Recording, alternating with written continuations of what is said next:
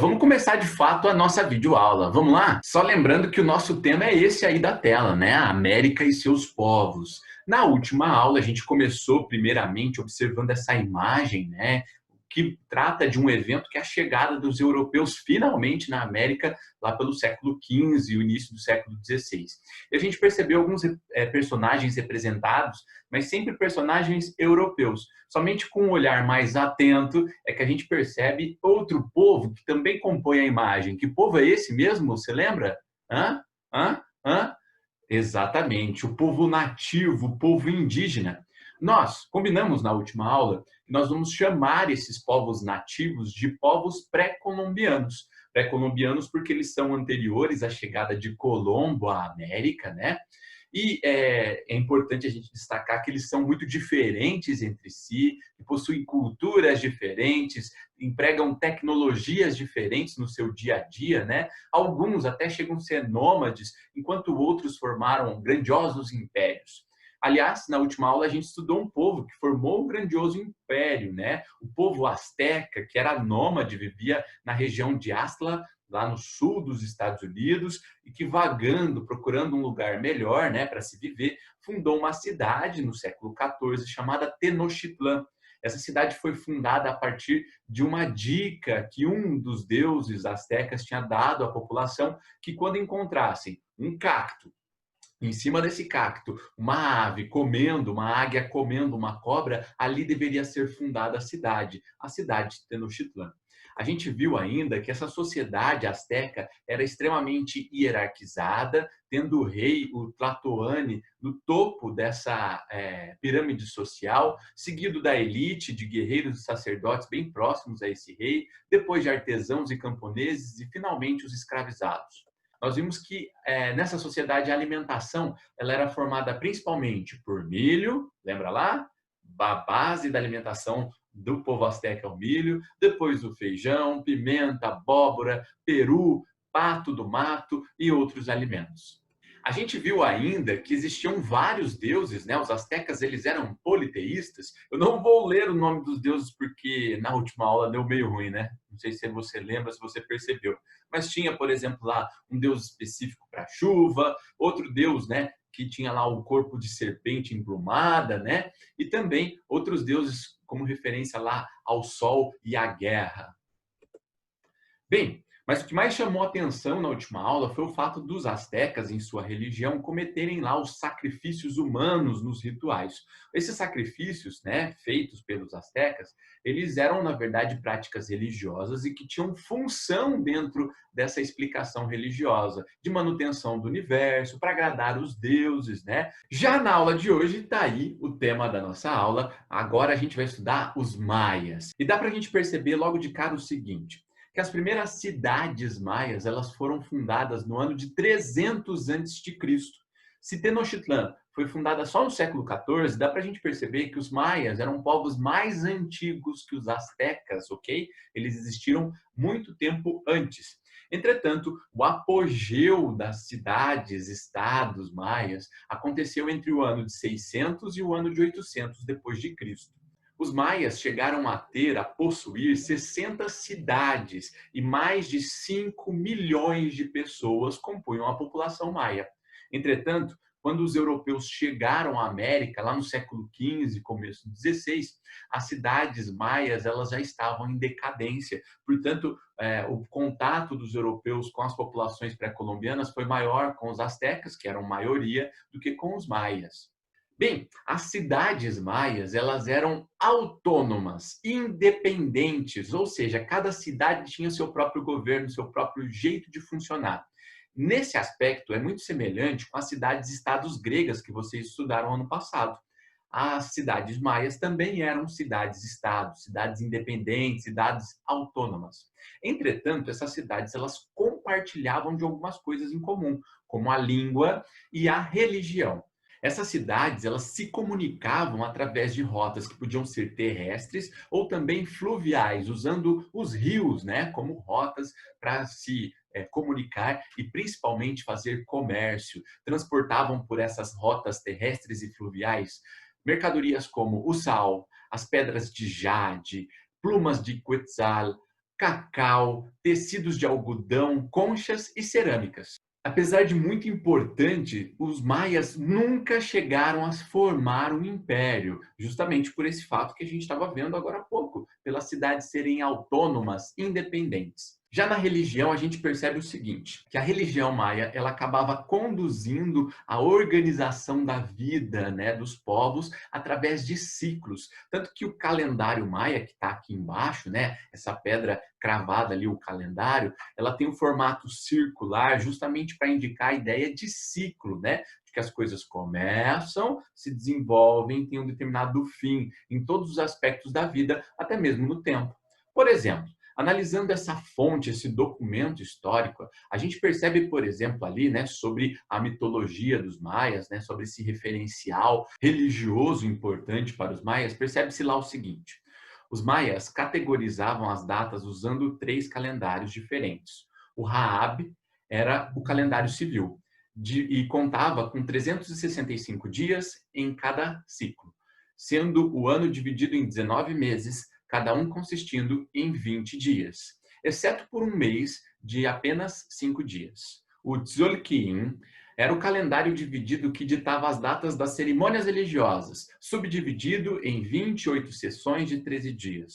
E o calendário final era o da longa contagem, um calendário astronômico consistindo em ciclos de aproximadamente 7.885 dias. Ao final de cada ciclo, o mundo terminaria e recomeçaria. Por causa dessa concepção de tempo cíclico, com o fim do mundo e depois o renascimento do mundo, se fez uma série de previsões, né? E descobriu, por exemplo, que o calendário maia encerraria no ano de 2012. Aliás, muita gente se preparou para o fim do mundo em 2012, que aconteceria até com uma data, né? Em dezembro teria lá o fim do mundo. Se você duvida da crença de pessoas que acreditavam de fato lá que em 2012 o mundo ia acabar, joga no YouTube. Americanos se preparam para o fim do mundo. Você vai encontrar uma série de estadunidenses lá que estavam estocando alimentos, criando abrigos dentro de casa, se preparando para o fim do mundo de acordo com o calendário maia. Não foi só isso, teve até produção cinematográfica contando como ia ser o fim do mundo em 2012. Se você quiser assistir, o filme está aqui, 2012. Só procurar, você vai encontrar lá a história narrativa do fim do mundo. É óbvio que o mundo não acabou em 2012, né? O mundo está acabando agora, em 2020. Eita, é em 2020 mesmo? A gente fica então um pouco preocupado, né? O fim do mundo tá aí. Para de bobeira, o mundo vai acabar, mas não é hoje, não. Talvez amanhã. Bem, gente, vamos continuar. Ainda sobre a religião maia, a gente vai perceber que os maias também tinham a prática, né, dos rituais de sacrifícios humanos para evitar a ira dos deuses, para manter a existência do universo, ok? Bem, a sociedade maia também tinha lá uma organização hierarquizada.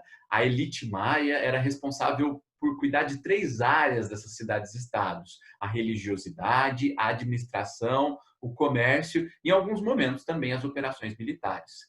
Abaixo dessa elite vinha lá os guerreiros, os funcionários administrativos da cidade, artistas, artesãos, depois os camponeses e, finalmente, os escravizados. Aliás, mesmo motivo de escravidão que existia entre os astecas, tá? Os maias escravizavam por dívida ou também os derrotados durante uma guerra. É interessante a gente perceber também que os maias, além do milho, que era a base da alimentação, assim como os astecas, eles também se alimentavam bastante de cacau. Aliás, as sementes de cacau eram até utilizadas como moeda.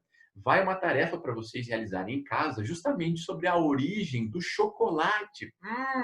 Uma tarefa deliciosa para você fazer lá, sobre uma pesquisa sobre a origem do chocolate. E vai perceber que a origem do chocolate vem justamente desses povos pré-colombianos. Entretanto, olha lá, a partir do século VIII, uma série de secas, de estiagens, fez com que se faltasse muito alimento, tá? Faltasse bastante alimento nas cidades-estados maias, e a fome levou à morte dos mais pobres.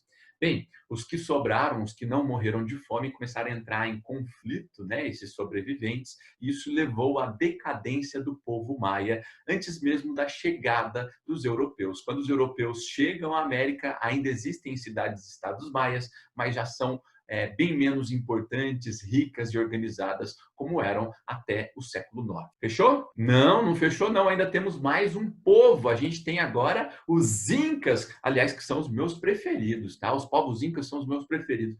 Isso porque foi o maior império pré-colombiano em extensão, em tamanho, tá? E foi o menor em duração, durou menos tempo que os outros. O Império Inca ele começou a se estabelecer lá no século XV, na região do mapa que está ali de azul, a região de Cusco, ok? O Império foi fundado por Tupac Inca, que era considerado lá filho do rei Sol, chamado Inti. O nome do Império Inca vem justamente do nome dado ao imperador, tá? Inca significa filho de Inti, filho do deus Sol, imperador. Só que aos poucos esses povos começaram a dominar os vizinhos e expandir o seu território. E a gente vai perceber, por exemplo, né, que as conquistas elas vão se estendendo desde a região lá do sul da Colômbia, passando pelo Equador, pelo Peru, tá? Passando ainda pela Bolívia, Chile e Argentina. Por isso o império tão grandioso. O Império Inca chegou a ter entre 10 e 12 milhões de pessoas. A sociedade inca geralmente era organizada através, né, de vilas, né, como essa que está representada aqui na imagem, e a população que passava a ser dominada pelo Império Inca, ela podia continuar respeitando as ordens do seu governante regional, chamado de curacas, ou ela poderia, no caso, se submeter ao imperador, ao Inca, né, pagando os impostos apenas. Essa organização, assim, através de vilarejos, eram chamados de ailus, tá? E eram pequenas comunidades ali em que todas as pessoas elas tinham um certo grau, né, de parentesco. Os tributos que deveriam ser pagos por esses vilarejos, por esses ailus ao Império Inca, eles eram pagos na forma de trabalho. E esse trabalho era chamado de mita. Separa isso que de fato é muito importante. A mita, portanto, era uma prestação de serviço feito pelos habitantes do Império em obras públicas, né? Podia ser cultivando as terras públicas ou construindo, por exemplo, coisas como esse terraço aqui para se plantar depois. Tá? Nesses terraços se cultivavam lá milho, batata, quinoa, amendoim, abacate e muitos outros produtos. Aliás, a alimentação no Império Inca era muito variada, eles comiam de tudo. Por ter a maior parte do império localizado nas regiões mais montanhosas, né, como por exemplo a Cordilheira dos Andes, para se produzir alimentos foi necessário desenvolver algumas técnicas agrícolas, como a criação de terraços e a criação também de canais de irrigação. Olha essa imagem aqui, fazendo um favor. Provavelmente, na origem, né, esse território era bastante acidentado, né, e quando tinha lá as chuvas, o período das chuvas, geralmente dezembro, janeiro, a água descia no formato de enxurrada e levava junto com ela as plantações. Entretanto, os incas desenvolveram uma técnica que, colocando pedras, né, encaixadas umas às outras, era possível evitar essa erosão. E eles ainda desviavam fontes d'água, como dá para ver lá no fundo da imagem, olha lá, tem uma queda d'água, eles desviavam essas quedas d'água, né? E conseguiam, no caso, fazer com que a própria gravidade ela fosse usada para irrigar esses terraços. É muito interessante a gente perceber essas técnicas agrícolas quando a gente se depara, por exemplo, com a Morai. Morai é um sítio arqueológico que fica no Peru, a 30 quilômetros de Cusco, né, a capital do Império Inca. O local contém as ruínas, né, incas muito incomuns, consistindo principalmente em várias depressões circulares, como vocês podem ver na imagem, né, e que tem aproximadamente 30 metros de profundidade. Como em muitos outros sítios arqueológicos incas, também possui lá um sistema de irrigação. O objetivo dessas depressões é incerto, mas sua profundidade, o design e a orientação em relação ao vento e ao sol criaram uma diferença de temperatura de até 15 graus centígrados entre a parte mais alta, superior, e entre a parte inferior. Isso quer dizer, por exemplo, que nesses terraços, né, com variação de altura, de vento, de incidência de luz solar, eles conseguiam encontrar, por exemplo, um lugar mais próprio mais propício para se plantar aqueles tipos de alimentação que são típicas de lugares mais frios e outros lugares mais quentes. No mesmo terraço, portanto, eles conseguiam tirar alimentos de diferentes regiões, né, de diferentes climas. Além dos terraços, que são impressionantes do Império Inca, eles também construíram 23 mil quilômetros de estradas que interligavam, que cortavam todo o Império. O sistema de correios era possível por causa dessas estradas e também era possível transportar e estocar alimentos. Apesar dos incas não possuírem escritas, eles conseguiam coletar dados, como, por exemplo, lá os pagamentos dos impostos da mita, né? Através desse objeto aqui que está deste lado de cá, tá? Chamado de quipós. Os quipós eram cordinhas coloridas e que determinado nó, né, a altura do nó ou a cor da corda poderia trazer alguma informação. Já na religião inca, como eu havia dito, eles cultuavam vários deuses, dentre eles o deus Sol, chamado de Inti. O Inca, como era descendente direto de Inti, ele era considerado também um deus. Tá? Raramente os incas faziam sacrifícios humanos.